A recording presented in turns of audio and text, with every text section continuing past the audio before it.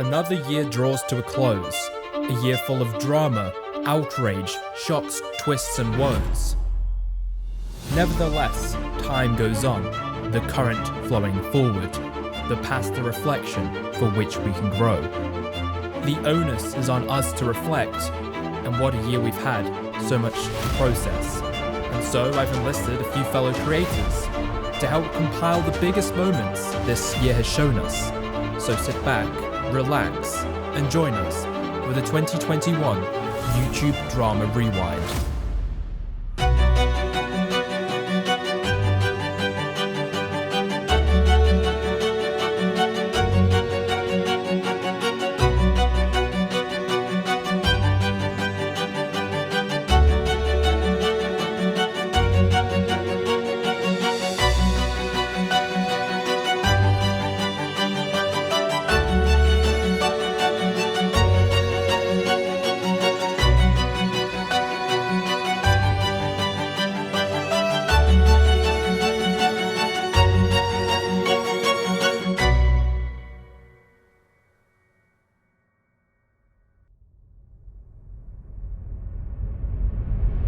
Bill Baines, what did you do? I didn't do anything wrong, okay? I actually didn't do anything wrong. I'm always doing something wrong, okay? You're always telling me I'm doing stuff wrong, and I didn't do anything wrong, okay? I literally didn't.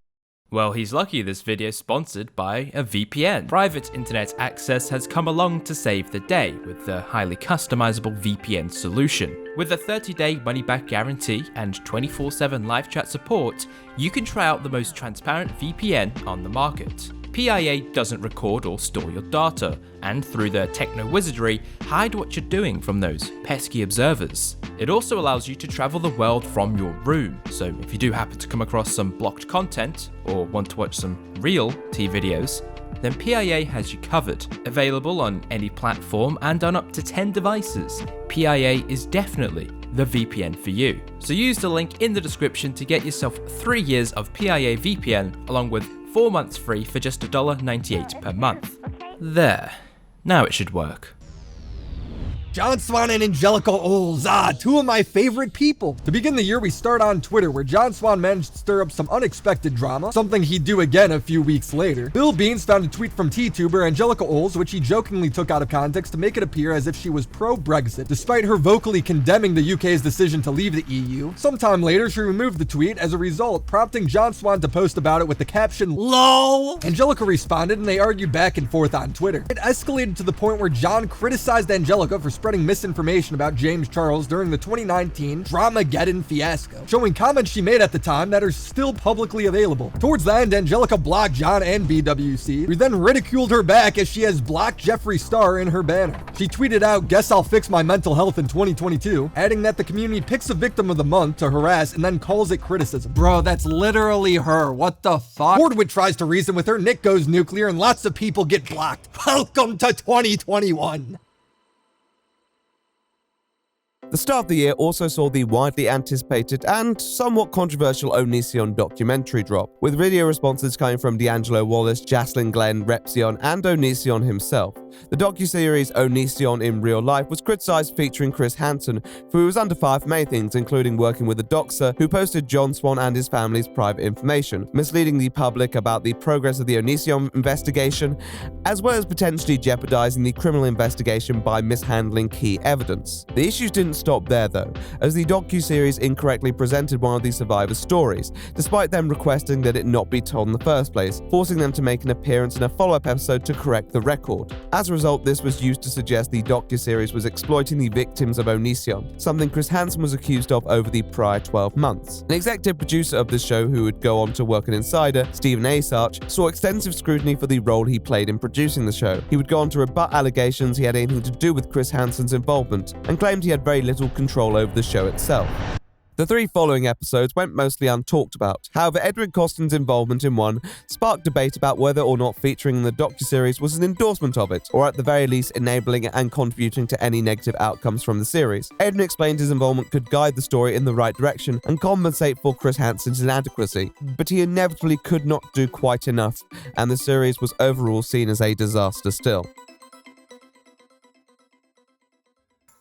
The first big controversy of the year kicked off on January 5th when members of the disbanded Lunch Club YouTube group Noah and Travis alleged on Drama Alert that popular streamer CallmeCarson had told the group he sexted underage fans in March 2019, suggesting that this was the reason why the group broke up. On the same day, a Twitter user named Miniborb made a thread accusing Carson of grooming her whilst she was 17 years old and that he had even asked her for nudes. At the time, Carson was 19. They later retracted their allegation of as this was not in any way a case of such behavior. In the early hours of January 6th, they tweeted again saying that they weren't clout chasing and that Carson's fan base went harassing them. Their account was deactivated, possibly as a result of the harassment. The next day, another Twitter user named Copycat alleged she had exchanged nudes with Carson when she was 17 and he was 20. Joko shared a message from Carson that suggests that these allegations are true. Slimesicle also went on to say that they had contacted the police after finding out about Carson's actions. As a result, Carson disappeared from the internet for about 6 months, but in May, 2Mad came out in support of him, saying, quote, "The boy did nothing wrong," and that, quote, #Carson was the victim. 2 months later, Carson comes out of nowhere tweeting, "Give me a little longer," and a month after that, he released an 81-second long video announcing that he will be donating all of his profits in the next year to charities upon his return to the internet. Carson's demise was a delayed symptom of the 2020 gaming Me Too movement. At the time, possibly an outlier, and not something we expected to see more of throughout the year. However, in February, things started to heat up very quickly. But first... No way, John Swan lied to Dream? What the heck? Bro! As mentioned at the start, John Swan would cause drama again this year. However, the magnitude of this one would be far greater than anyone could have predicted. In only 13 days, John managed to ruin a reputation he had built in the space for 10 months. Following widely regarded victories against Suzy Liu, Chris Hansen and Deji, he decided to take on one of the fastest growing content creators on the internet. That, of course, being Dream. On February the 14th, he fired his first shot, tweeting out a video of Critical's comments on Dream, calling him a douchebag. He said he used to leverage favors from the community by promising them he'd blow up and remember them. Prompting Dream and the Minecraft Twitter stands to brigade John. His subsequent tweet calling out stan culture and announcing a collaboration with the epic and awesome YouTuber CordWit was posted on the Dream Was Taken To subreddit, where Dream responded accusing John of impersonation. He alleged that after John's Minecraft documentary in December 2019, in which he was interviewed for, John sent sexual messages and the N-word to some people pretending to be Dream, using the interview as proof that he had contact with Dream. John responded on Twitter slamming Dream for trying to smear his credibility, and that a younger family friend had used his account to troll Harley TBS. Dream replied saying that he didn't believe John's story, calling John's response unreasonable. On February 16th, Dream went live to more than 250,000 people, in which he analysed John's language patterns and the messages that were sent to Harley TBS. He says yup. So that's in his vocabulary. That's an interesting thing. Very interesting. He happens to say yup. His 12-year-old friend happens to say yup, just like him. This caused John Swan Lied to trend on Twitter, and much of the commentary community came in defense of John, saying that it wasn't in John's character to do what he was charged for. Keemstar offered to host Dream and John on Drama Alert for an interview, of which John decided not to participate in, instead taking the week to release an 18-page Google document and audiobook on the 24th. He responded directly to many of the accusations from Dream's stream, notably that some of the language used between John and the alleged troll is similar, that a 12-year-old wouldn't know that much about the YouTube TOS, and that Nicholas Diorio might have been a friend that was using the account. On the 27th, Nicholas Diorio released a thread titled "John Swan Lied About Dream," and a subsequent manifesto explaining how he found the truth. Nick explains how Turkey Tom sent him a screenshot of a credible YouTuber talking about how John had apparently confessed to trolling Harley with LT Cobra a year earlier. Nick fired up Discord, started recording, and afterwards released what would later be known as The Call. Sounds so much more ominous when you put a weird voice to it, doesn't it? Why would you start throwing fucking rocks around with Dream if you knew he had this on you? John would go on to apologize publicly. However, Dream absolutely destroyed him in a thread in response, admitting that he knew John was lying and apparently gave him multiple attempts to own up, and also criticized the commentary community for pushing the narrative he defamed a smaller creator.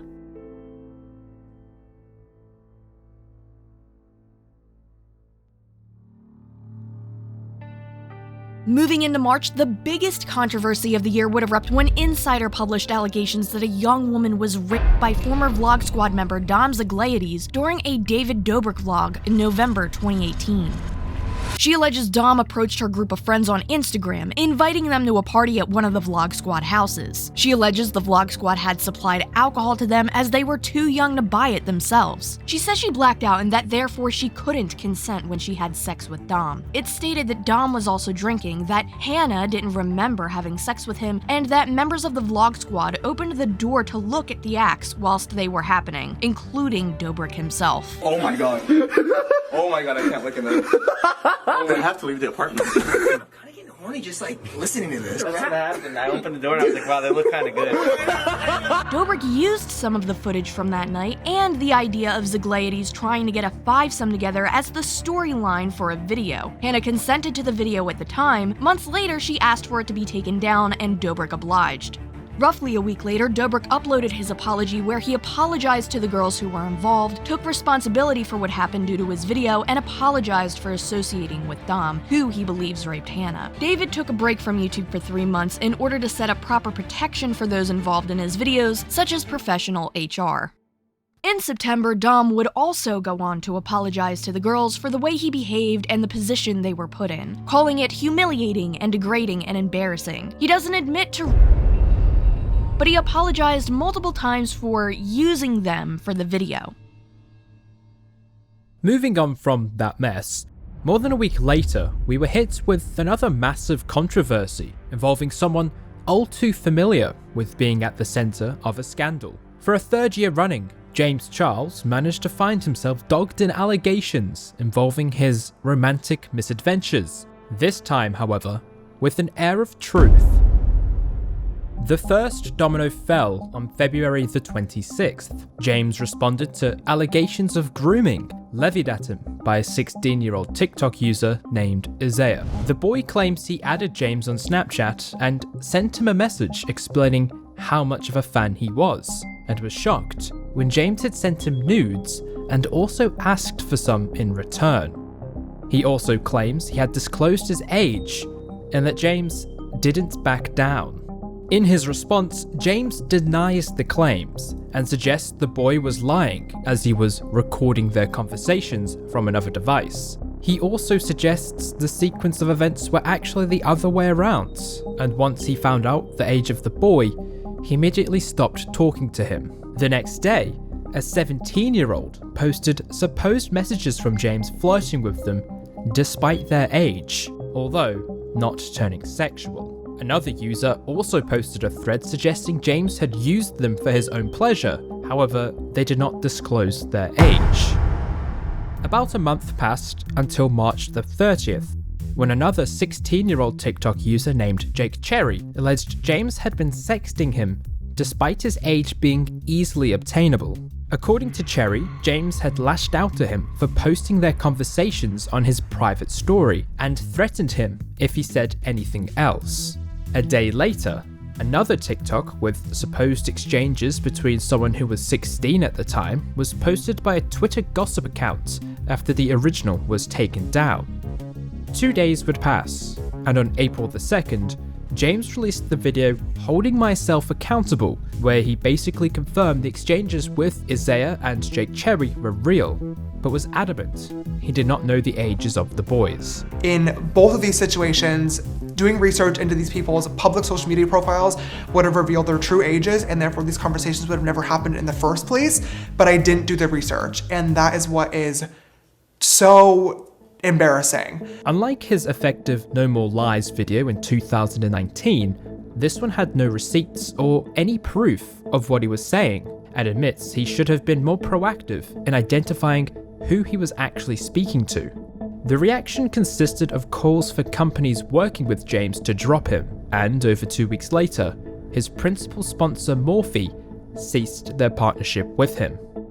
James would leave the internet, besides one brief statement regarding another issue, for just under 3 months. Returning on the 3rd of July in a video named An Open Conversation, James discussed what he'd been doing during his hiatus, and also took down his response video from April. Despite showing repeated signs of impulsive and reckless behaviour, he quietly resumed his content creation and returned to status quo with a slightly reduced viewership. Proof that no matter what, if you have a large core audience, you can literally get away with using your Instagram as a grinder for underage fans.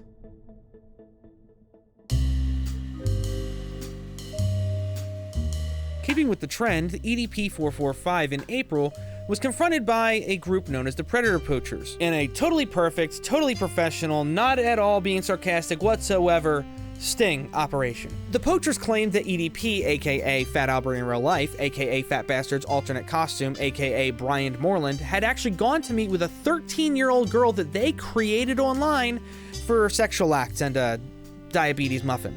So a 30-year-old fat pervert showing up to meet a 13-year-old for her cake. Talk about a damning situation. Unsurprisingly, the internet took the fist bump and cupcake clips and memed them into oblivion before the video even had 2 million views. What's up, man? What's up? Okay. No fist bump? I don't fist bump people like you, man. Well, I was actually coming out here to pick up a cupcake and then go back home. The Predator Poachers then streamed the evidence that they had of their messages with EDP to their YouTube channel called Chet Goldstein, which it was suggested was an intentional anti-Semitic gesture given that their previous YouTube channel had been banned. Now, during this stream, the commentary community got some exposure when fans of Augie RFC, Nicholas Diorio, and Bo Blacks began to donate. Thank you for the $50, Captain Mercury. Will you go after Nicholas Diorio next? I have no idea who that is. I'm sorry. Thank you $4.99, Branchy. There's this YouTuber named Augie RFC, and he's reacting to the stream right now, and he thinks you're cute. I'm sorry, I have a boyfriend. Thank you for the $5, Just a Kid That Rants. Wait, so what's the big deal here? I think it's sweet. Go after Augie RFC and Nicholas Diorio. Look them up. Okay, I will look them up.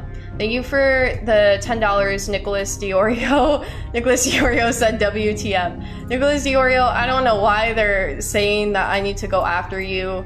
If that is you. But then the tables kind of started to turn on the Predator Poachers after one of the members had multiple very insensitive, highly offensive videos start to circulate on Twitter. Think Tanamongu mixed with a little bit of Mel Gibson, a little Hulk Hogan, and just sprinkle a little bit of Charlie Sheen on top, just for example. Dude, you can't say fucking nigger on the live stream. It's dude, the niggers are gonna get offended and report us. Oh, you right. What the fuck is wrong with you? This guy just said racist creep. Where are you, black? Yeah, it's probably a fucking angry something. Oh, you're right. Fucking oh shit, I said that in front of 216 people.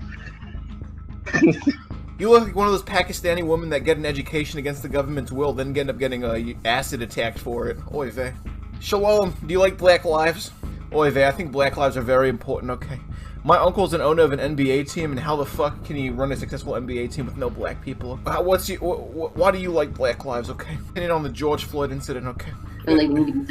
Very good. Well, that's why I'd say I'm a big advocate of cardiovascular exercise, so nobody can say I can't breathe, okay? So everybody's in good shape, okay? He only sucks at night.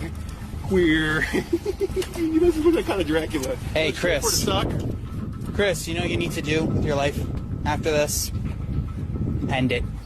So one of the decoy pics, the Hispanic boy that we use, that's my cameraman's little cousin. And the white decoy that we use, he's 17. And yeah, I met him on PS4. We're playing Madden together, and he said he was down to do it. So yeah, that's where I get the decoy pictures from. How old is the Latin guy, the kid? He is 16. So you have two minors that you use as decoys. Yes, and their parents both know. Unsurprisingly, because of how ridiculous and huge this story had gotten, you had creators like Critical who then reported on these updates. And just a few short weeks after everything began, both EDP and the Predator Poachers channels had been banned from YouTube. 4 months into the year, and we've already seen some of the biggest controversies to hit YouTube sub boxes. It's very clear the funny and trivial dramas were taking a backseat. Instead, we're seeing more serious problems being brought to the public attention. But over on Twitch, they were having their own problems.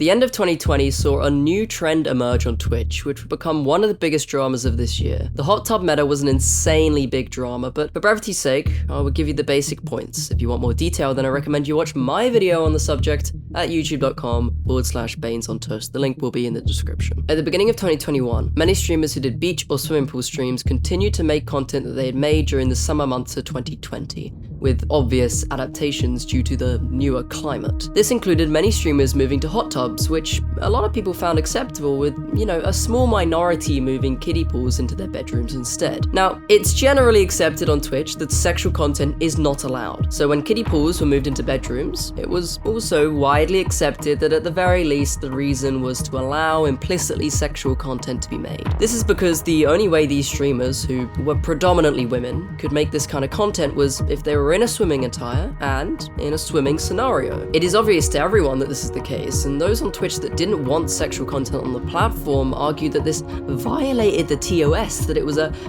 bad look for the site and harmed women who didn't want to make implicitly sexual content. Others argued that Twitch should host a separate part of their site for these streamers, as they were corroding the just chatting section and they could lead advertisers to pulling out of Twitch. Inflammatory and nonsensical comments made by Twitch staff didn't help the situation either, as high-up employees such as DJ Wheat stoked the debate on livestream fails and elsewhere. Would you want to see your kids watch things from just chatting? I don't know how the answer to that question is relevant to anything. How I choose to parent is my choice. And believe me, if you think that is the thing that I am worried about as a parent, you got another thing coming to you. You know what I fucking worry about as a parent? My kid going back to school and getting fucking shot.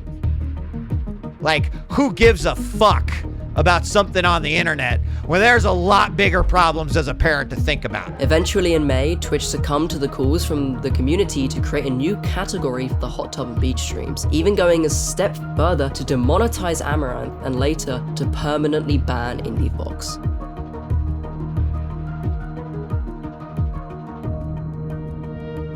Twitch never fails to disappoint when it comes to how utterly useless the people who run its service are. We'll revisit the purple pinheads in a bit. But back on YouTube, everything started to fall apart halfway through the year. If John Swan's lie caused division, what we saw in June probably gave everyone trust issues. On June 3rd, an admin from the lolcow forum highlighted a list of posts they claimed to have been created by Creepshow Art, also known as Shannon, on her own criticism thread. The admin would go on to explain that they believe her IP addresses accurately reflect her locations and device models she has been known to use. They claim that she had shared her sister's social media to deflect criticism, had promoted her own Patreon and YouTube membership, and made posts essentially harassing herself. The admins also highlight posts that contain the words fag and tranny in derogatory ways, which seem to go against the kinds of morals Creepshow Art had. Someone whose most recent video at the time was Why Straight Pride Doesn't Exist. Shannon responded to the allegations in a single long community post, explaining that a woman who she called Amy had stalked her for over 10 years, had spoofed her IP address, impersonated her, doxed her family members, and wrote things about her and her friends to make her look bad. Shannon claimed she was going to serve a cease and desist, and that she was looking into filing a restraining order against this person, who she said has always been obsessed with her relative. The consensus was that Shannon wasn't telling the truth because the alleged impersonation by Amy was near impossible and would be very difficult to maintain. The post's top comment would go on to get over 13,000 likes, 4,000 more than the post itself, stating, "What's troubling is the amount of effort you put into this harassment, like a damn full-time job. Was it worth it?" Throughout the following week, Shannon's associates and apparent friends were hesitant to defend her, a direct effect of John Swan's February fib. Her friends messaged her, saying they would support her if she could explain more of the story to them, since her response didn't make sense, and multiple times she failed to respond with any substantial information. On June 12th, Emily Artful dropped a 2-hour-long video, where she alleged Shannon's husband, Anthony, had raped her, was harassing and stalking her, and that he had fantasized about shooting up his school. America! Fuck yeah! She also alleged that Shannon and her husband had been stalking her online, creating dozens of fake accounts to harass her and accuse them of having child pornography of her, which she claims they would release, essentially making the point that Amy was in fact Shannon herself. The video received mixed responses. Some criticized it for being rushed, and that it offered little evidence to substantiate her explosive allegations. At the same time, Emily also compared Nicholas Diorio to her stalker rapist, prompting further backlash from some in the community. However, many of Shannon's associates and friends disavowed her after Emily's video, including Ready to Glare and most of the commentary community. Farewell, Creepshow art. You were really good at Among Us. On June 8th, the wildly popular Frenemies podcast finally came to its end when the episode talking about Gabbie Hanna was released. Within it was a big confrontation between Ethan and Trisha, where Trisha insults Gila and criticizes Ethan for making decisions about their podcast without consulting her first. Fucking bitch. She's not. And you are too, and you're a fucking cuck. You have no fucking backbone. Alright, you should leave. We'll talk later. Yeah, you should get out. I am going, but Yeah. we're not talking later. Fucking bitch, you too. Ethan tweeted out that the production crew was getting harassed by Paytas' followers, and that he was frustrated by Trisha's repeated decision to make videos discussing the drama. Then in classic Ethan fashion, he would delete the tweets, citing that he was taking a step back. The day after, Ethan claims in regarding Trisha quitting Frenemies, that Trisha made unreasonable demands asking for an entirely new crew for Frenemies, and that he had hundreds of thousands of dollars tied up in merch that was due to release this summer. Thing that we discussed, that was kind of like a non-starter, is she told me that she wanted a whole new crew for Frenemies because she didn't feel comfortable with them. She wanted a whole new space. I don't know. It's like she couldn't meet me halfway. I was like, yes, producer. We need to essentially fire everybody that's worked on the show from the beginning, find a new space, and change everything. I mean, we have this merch release. Every penny I've made from Frenemies, by the way, if she wants to talk about money, is tied up in this merch. So it's like for all the complaining she does for money, she's the only one, as far as I'm concerned, that's actually making money from this thing. Because I've spent pretty much every fucking penny I've made from Frenemies into the show. It's like, it's so easy for her to complain. She shows up, she gets a guaranteed check every fucking month. Trisha Paytas refuted this, claiming that her money was also tied up in the merch, and that Ethan had made an insane amount of money. And the following week, there would be several minor back and forths on YouTube and Twitter between the pair before it finally died down. The most awkward part of the feud involved Trisha being engaged to Ethan's brother-in-law. This beef resulted in Ethan, his parents, and Gila choosing not to attend Trisha's wedding. People have been wondering, I am totally not in communication with Moses or Trisha. I don't know anything about what's going on in their lives. I don't know anything about the wedding. We are not attending the wedding because I see people questioning about that. You say, can't wait to go to her wedding. Not. Moses, if your sister has a miscarriage because of this stress, I will hold you and Trisha responsible. Stop this nonsense. Enough. I'm surprised the message didn't catch on fire. It was so horrid. Then on August 15th, Keemstar posted an image of himself, Baines, and Trisha in the studio of Mom's basement, prompting Ethan Klein to produce a large amount of sodium chloride. The Frenemies fallout coincided with what could only be described as the beginning of the commentary culture war. However, we need to go back to April to understand where this feud would begin. Gabbie Hanna has been one of the more controversial characters over the last 3 years. Towards the end of 2019, she was villainized as a manipulative and toxic person who cared only for herself. And in mid-2020, she went on a tirade against nearly everyone who had criticized her. Are you out of your fucking mind? Are you out of your mind? To have the fucking audacity to question somebody's mental health and mock them while they're having an emotional breakdown because of what you did? They push people to their edge. They corner them. They isolate them. They take away everything they have. And when they dare show an ounce of fucking human emotion, this is how they respond. You're losing it. You're manipulating. You're playing the victim. Fuck you. Fuck all of these people for what they've done to me. And for them to be tweeting right now, I'm playing the victim. I am the fucking victim. Moving into 2021, on February the 17th, she released a conversation with Trisha Paytas on her podcast that pretty much everyone agreed was pure cringe. However, in April, the wheels fell off, and Gabbie went on a Twitter and Instagram rampage targeting one particular creator named Rachel Oates. The reason for this is still unclear, but it was a continuation of a feud from 6 months prior. During this feud, Rachel barely responded, only messaging Gabbie on Insta before her account was locked as a result of Instagram's identity trigger being activated due to moronic stans. However, Angelika Oles stepped in and engaged in a back and forth with Gabbie, which ended in both of them resorting to pulling up dead people for gotcha moments. Now, back to June, and as the Frenemies podcast was all in flames, Jessie Smiles released an edited series of videos on Twitter that revealed a conversation she had with Gabbie in 2020 at the time of Gabbie's sensational internet implosion. This was in response to a BuzzFeed profile puff piece that attracted a lot of negative attention. Gabbie suggested she was going to respond to the call, as well as literally everything that had happened over the past 3 or so years, in a multi-part series regarding her time online.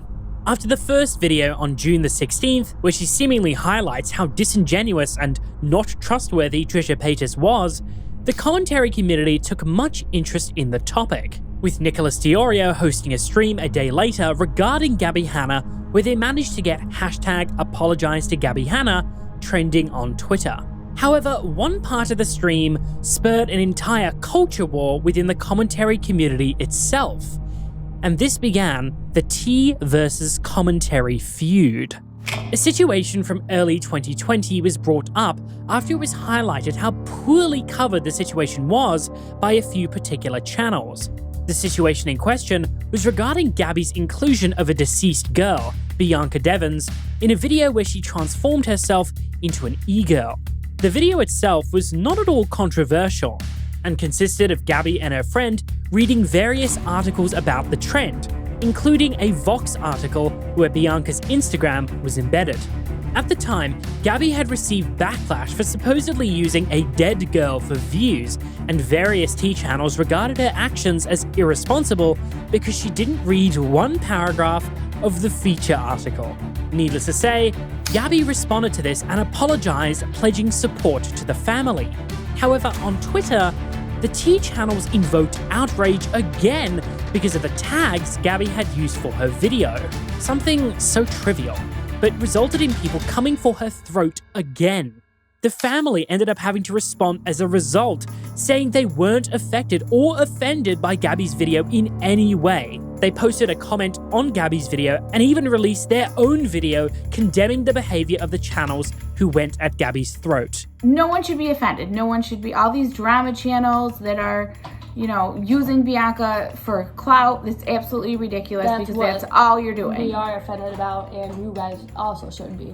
Yeah. Not about Gabbie Hanna complimenting her shirt. None of the T channels responded, with only one creator who wasn't even involved in the controversy covering the family's video.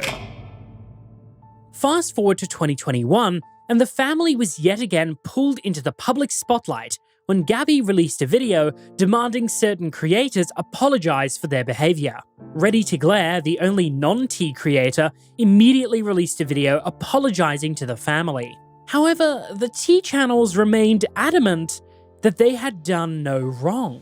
This continued to the point Angelika Oles and Gabbie used the mother of Bianca as collateral, and the T community audience brigaded the mother's Twitter replies. The apparent end of this saga came when WillyMacShow released a video on Rebzilla and Angelika Oles, who he identified as the prime offenders in this situation, setting up the floodgates for more drama to follow.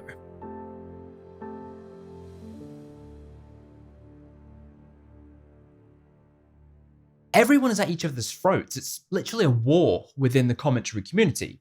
But expanding back out again to the rest of the web, it's not surprising a few popular creators had been caught trying to exploit their fans. In June and July, several content creators were accused of scamming their fans by promoting alleged pump and dump crypto coins.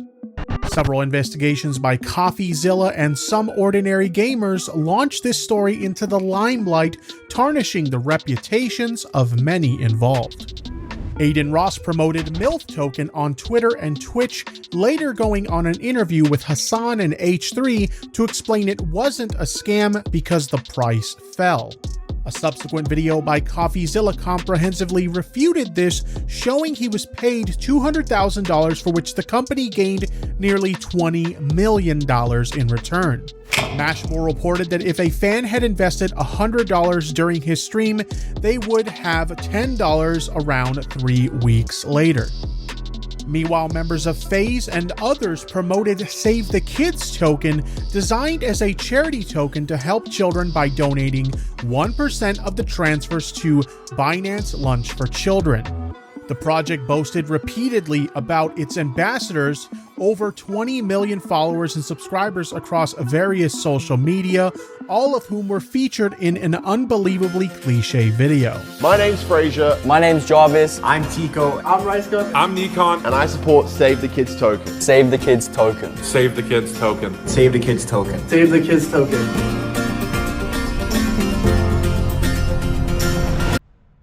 CoffeeZilla, Some Ordinary Gamers, and Barely Sociable conducted a deep investigation, locating many of the content creators' wallets, working out who pumped and dumped, attempting to track down the creator of the token and understand why the anti-whaling measures didn't work as intended. He worked out that right before the launch, changes were made to the code that practically removed the anti-whale measures' effectiveness. When the developer was asked why this was done, he said he was told to do it. I'm contracted. I don't know what to tell you. This is exactly what I was told to do. When asked who the owner was, he says he didn't know, but named a person called Manny.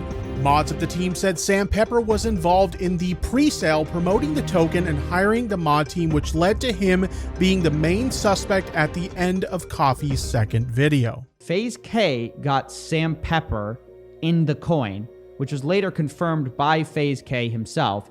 He said, they asked me if I have chat mods, but I don't. I knew Sam had mods, so I asked for his, not for Sam himself. It's all leading back to FaZe K, who himself is insisting that, oh no, I didn't make any money, that he's the victim in all of this. After this, FaZe disavowed their members K, Jarvis, Nikon, and Tico in a statement saying, FaZe Clan had absolutely no involvement with our members' activity, and we strongly condemn their recent behavior. This resulted in FaZe K sending Coffee a cease and desist, initiating the Streisand effect and bringing more attention to the situation.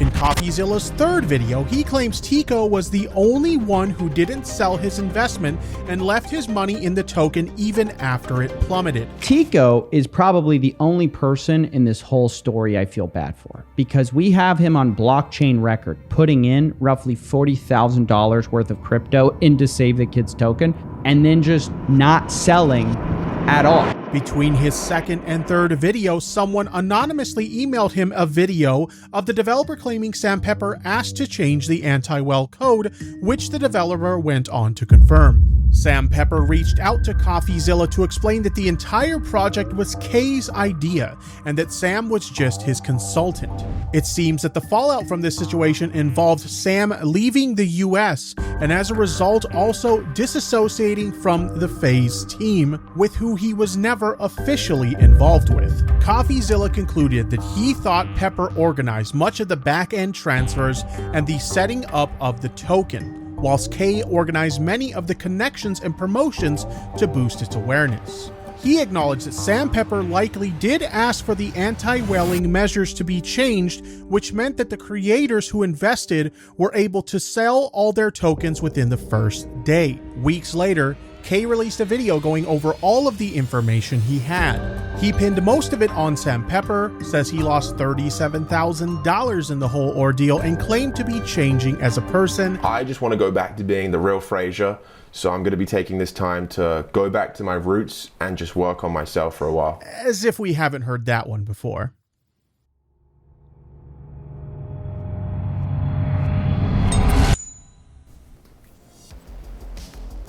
You like to test your luck? After getting over the strange phase that was hot tub streams, the Twitch community found itself a new problem: gambling content. Guess we're back in 2016, folks, except our T Martin is just some Danish dumbass. It all started when our favorite man with too many monikers, Critical, made a video expressing his concern with this new wave of content, which was gambling streams. mostly stating that he thought kids shouldn't watch their favorite streamers risk spending hundreds in order for the rare chance of them getting hundreds in return. Which is fair.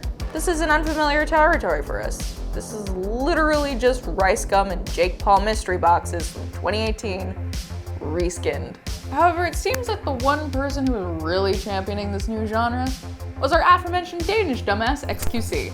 And so he bites back, saying that Critical's Pokemon card unboxing streams were like totally the same thing, which no one agreed with. The next day though, bro seemed to triple down and started doing sponsored gambling live streams instead of just regular ones. And most of his fans, especially the ones on live stream fails, hated that. Over the next month, XQC as well as Trainwrecks and Aiden Ross got intense criticism from the likes of H3, Pokimane, Hassan, and several others. Some even asking for the platform to ban gambling streams full stop, and others simply arguing that it's immoral, which, fair enough. And then finally, on June 28th, XQC announces that he will be stopping gambling live streams, stating that he's starting to feel addicted to them, as well as apologizing for, promoting them as hard as he did. Around this time as well, XQC moved back to Canada, which made people wonder if he was running away from the American judicial system, because some thought that he might have broken a few laws by doing these streams. But in reality, later he clarified that he was just afraid for his personal well-being because his streamer house was apparently getting swatted on the daily, which again, fair enough. Eventually, this all gets wrapped up in one big little bow on August 12th because Twitch finally caved and banned the use of referral codes and personal links to most of these gambling games. A month later afterwards, Trainwrecks calls out most gambling streamers who win every day, calling them a fake and a fraud. Fuck the gambling section. It wouldn't be a rewind without some of the more odd stories making the cut. And honestly, the fact that I had to witness them means you have to too. So let's bring in our oddity experts to tell you the next story. Now for some tales from the internet. Chris Chan is a person whose life has been documented online for well over 10 years, during which they have been relentlessly trolled by 4chan and Kiwi Farms users. They're well known for writing eccentric stories about Sonic and believing in wild conspiracy theories that the world is some sort of simulation. On July 30th, a user named Bella shared evidence of Chris Chan seemingly admitting to having sex with their allegedly dementia-suffering mother, which was forwarded publicly to Kiwi Farms by the site's owner. On August 1st, Ethan Ralph of the Killstream decided to IRL stream outside of Chris Chan's place and astonishingly managed to catch on camera Chris Chan being arrested by the police. Was that a scoop or what, ladies and gentlemen? What in the world? They released a statement the next day announcing Chris had been charged with sexual intercourse by persons forbidden to marry. Incest. Chris later went on to release a manic statement including phrases such as, "We are the real player one, the one avatar, I, the body, am the one god body, and she and I are literally the full reincarnation of none other than Jesus Christ of Nazareth himself." In the weeks that followed, some creators investigated the original source of this incest allegation, tracking down the person who called themselves Bella at the beginning of all this. Turkey Tom's is probably the most thorough video, which goes as far as to identify Bella as Isabella Loretta Janke, bringing to light allegations she had killed and tortured hamsters and may have coached Chris into having sex with their mother. The allegations in Tom's video reached 650,000 people and shared many other serious and disturbing stories about this woman that we won't get into. Now, for one of the most underreported but highly viewed dramas of 2021. Critical vs Nikocado Avocado starting on September 29th. Critical offered concern for Nicocado's health and well-being after announcing he'd become disabled from his eating habits, and that this is the result of him resorting to gluttony for views. Nikocado responded whilst eating a Wendy's. He essentially accused Critical of intentionally sending harassment to him by calling him revolting, and claims that people emailed his manager and network talking about how he is killing himself. In the previous video, Critical had claimed that when Nikocado was thinner, he was healthier, which Nikocado denies. Alternatively, stating that he had an eating disorder, as well as other health issues. Nikocado repeatedly claims that Critical doesn't care about him due to comments such as revolting and gross, claiming that Critical is exploiting him. Critical says he openly condemned people that went to his videos and left comments. Apologise for overlooking the fact I need to remind people how to behave online. He says that Nikocado misunderstood the point of that video, going on to reiterate what he said in the first video. Nikocado argued that he cannot both have an eating disorder, which he says Charlie has diagnosed him with, and be exploiting his body for views. In the following mukbang, he titles it Penguin Zero Mr. Beast Ruined Me, where he has a meltdown. This order is wrong!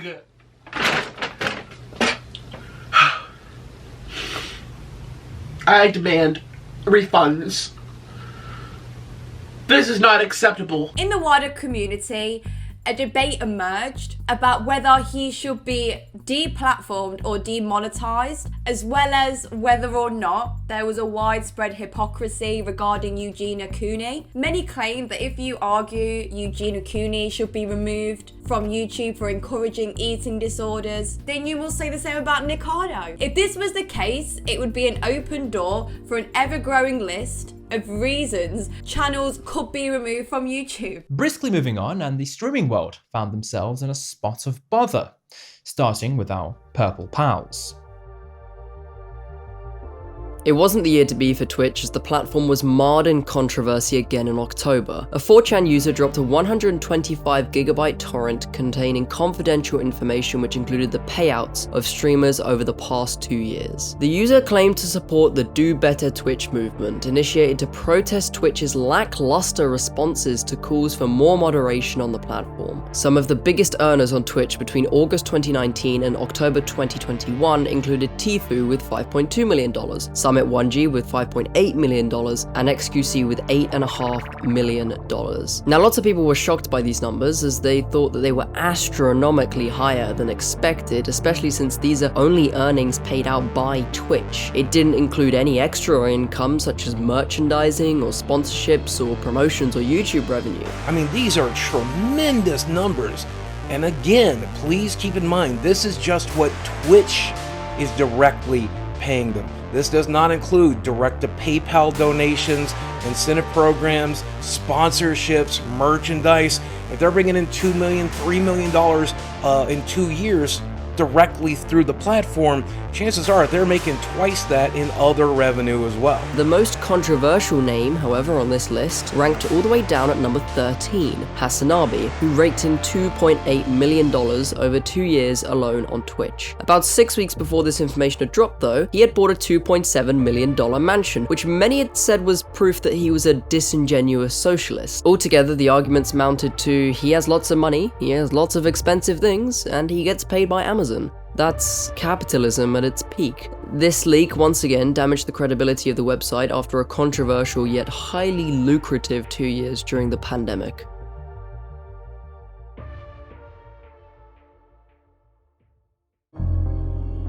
On October the 19th, Valkyrae proclaimed himself the co-founder of Reflect, a product designed to protect skin from blue light pollution. In the video, she insinuates the blue light emitted from all digital screens is harmful to the skin, which prompted backlash from those who argued there is insufficient research into the effects of blue light to argue this. Because of this, some called this product a scam, and Valkyrae herself a scammer. 4 days later, she went live to state that she had not seen the research Reflect had conducted, but she couldn't present it or publish it on their website as other companies could steal it. Essentially, she was saying, trust me. She also said she found it interesting how creators didn't reach out to her during the controversy, specifically praising Sikuno and Fusely for checking in on her. This, of course, ballooned the drama from a professional business mistake to a personal relationship conflict between herself and many other streamers. Then she deleted all her Reflect-related tweets, whilst the official Reflect Twitter account was silent. Leaked messages between her and Ludwig suggested she was trying to legally disassociate from the company. On October the 30th, 12 days following Valkyrae's first tweet, Reflect was shut down on all socials, releasing a statement that read, "While we believe in the formulations created, after further reflection, we've decided to move forward on different paths, effectively terminating the Reflect brand. Needless to say, it was a lot to reflect on.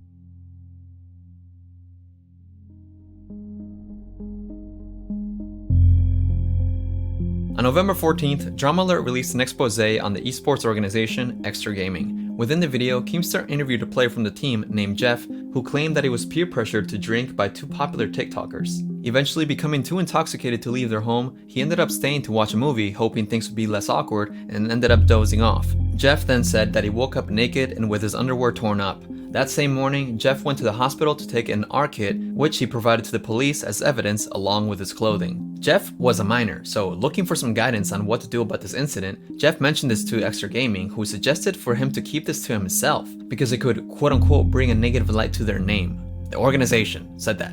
And yeah, homeboy had receipts for this one. That's Conley in the messages, a founder and co-owner of the team.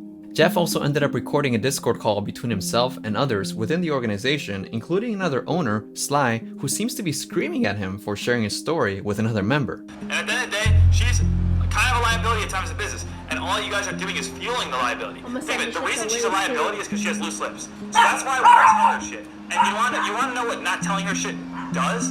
It makes her not a liability anymore.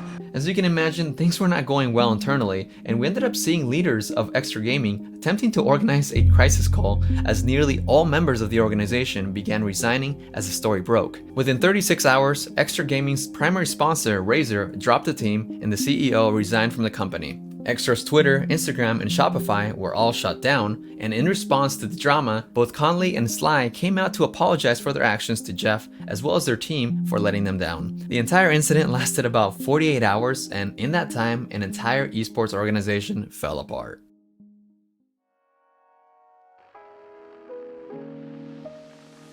Days later, more drama within the gaming world emerged as Lightstream heavily insinuated that Streamlabs had stolen parts of their website design and content. Following this, OBS came forward to accuse Streamlabs of using OBS in their streaming software name, despite OBS specifically asking them not to, going as far as to file a trademark in their name.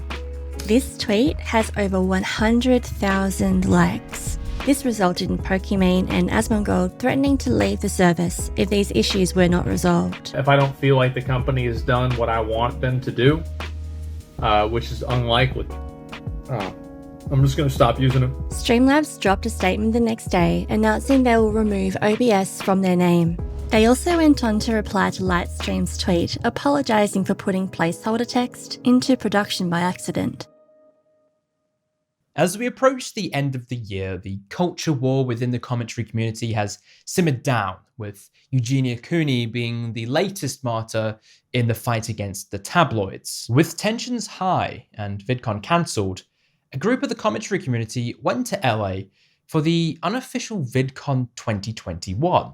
Get on the wall. Get on the wall. Face the wall. Get on the wall? No, you gotta do a face off. Look each other in the face like a UFC. Get closer, Side closer, profile. closer, closer, closer. Okay. Dude, that's gonna be so many thumbnails when they get canceled. I'm filming your fingers and your fucking monster, dude. That's He's the like Turkey recording Tom like his experience. cock. Like, what are you doing? I thought you were zooming in on I like can my make such a balls and my joke right bands. I was now. like, what the fuck? Wait. No, I can't tell the stream. Let's film Nick. Oh, It's tuba music, you retard. fuck. What are we supposed to do? We gotta film Nick. Fuck. Okay. Film Nick waddling, dude. Blast that shit. Don't go louder. It's so quiet. Yeah. This is not working. I need louder tuba music. We're gonna play tuba music and film you walking. Guys. You're the worst. No, I'm gonna fucking rice gum you. However, weeks later, friends would turn to foes at the climax of the final drama, which is still yet to see its conclusion.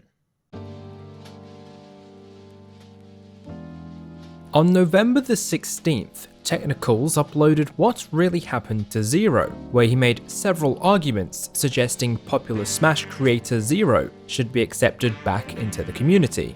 Technicals vindicates Zero of several false or unsubstantiated allegations, whilst simultaneously acknowledging that Zero admitted to knowingly sexting a 14-year-old girl. In the video, he characterizes Zero as an uneducated sexual abuse victim who is from a country where the age of consent is 14, attempting to explain and suggest why Zero was unaware what he was doing was wrong.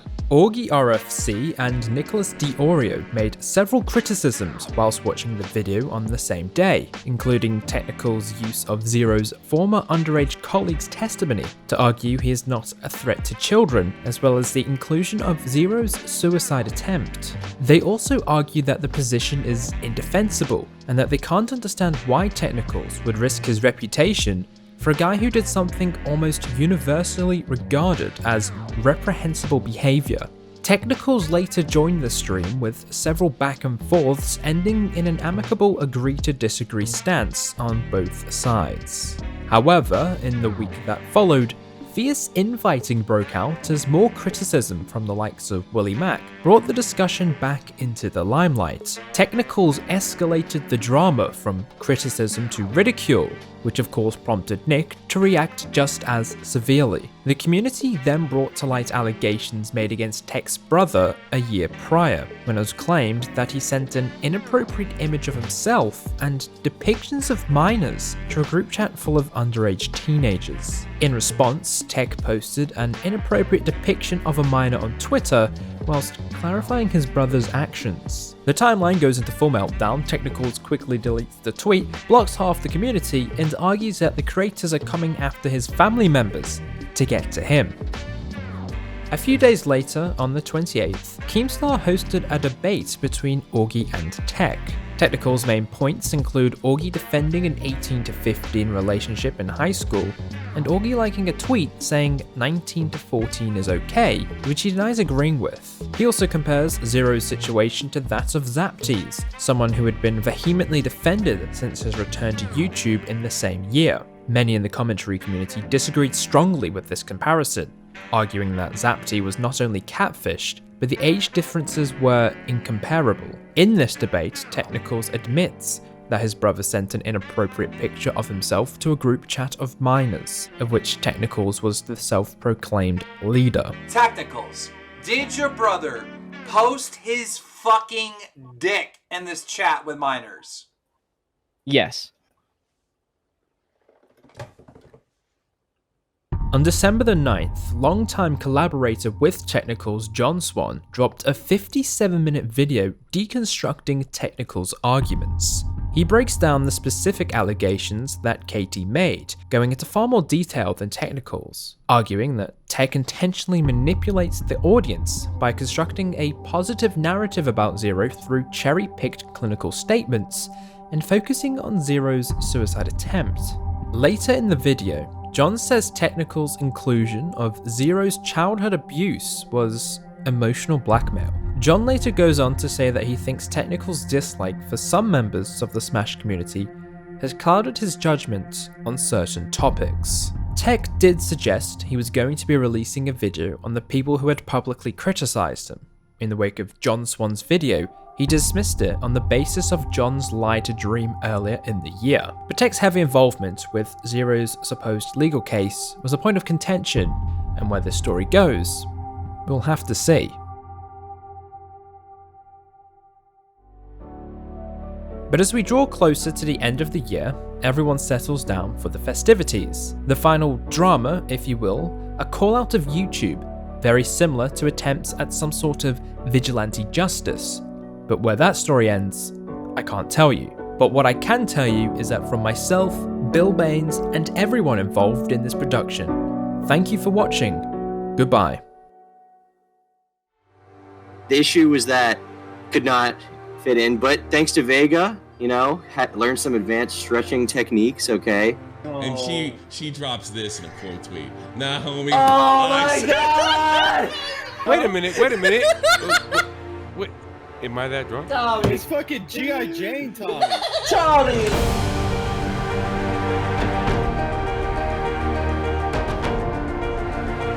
And I did exactly that. I made a stupid mistake with Spiral. I've suffered a lot.